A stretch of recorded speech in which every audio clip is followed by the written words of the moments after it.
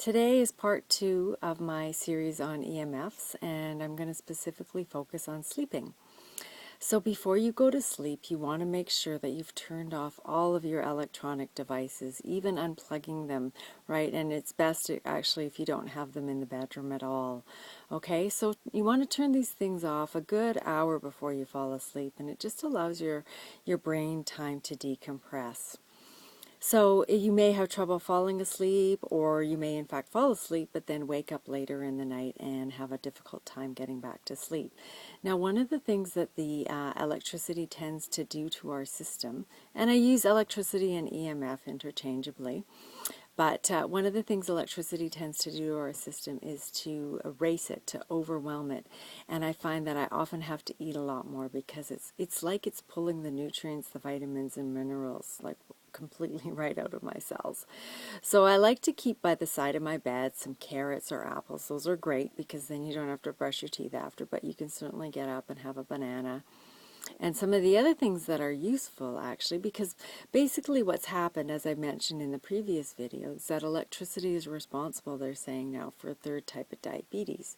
So you get into this low blood sugar state. So you can very quickly alleviate that with these little kinds of snacks. As I said, carrots, apples. Also, the Emergence-C packets are great because it puts the electrolytes back into your system. Protein powder is useful, the greens powders, or even just having some crackers, right? Just something to fill your stomach.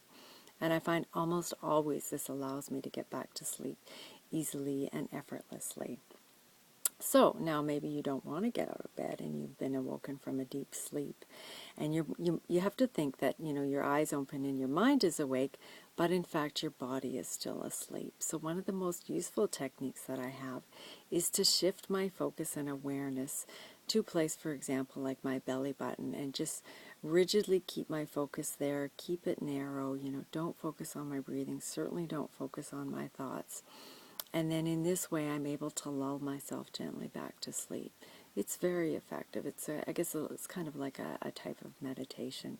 Now, some of the things that I do like to use also, for example, different kinds of stones, like I have a large piece of labradorite. If I put that underneath my pillow, that's been helpful.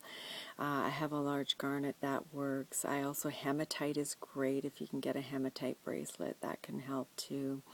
And the other thing, just finally, is from the craft store you can pick up those little magnets, and I find sometimes just placing it right on my forehead and will allow me to, sort of, I guess because the magnets, I think, act as a countering force to the electricity, and they completely, just make everything calm in my body. I also have some little magnetic rings that are useful. And if you, in fact, do use the magnet on your forehead, then after you'll want to put it back onto the fridge to recharge it. So sometimes that works, not always, but it's a suggestion that I wanted to leave you with. Okay? Thank you.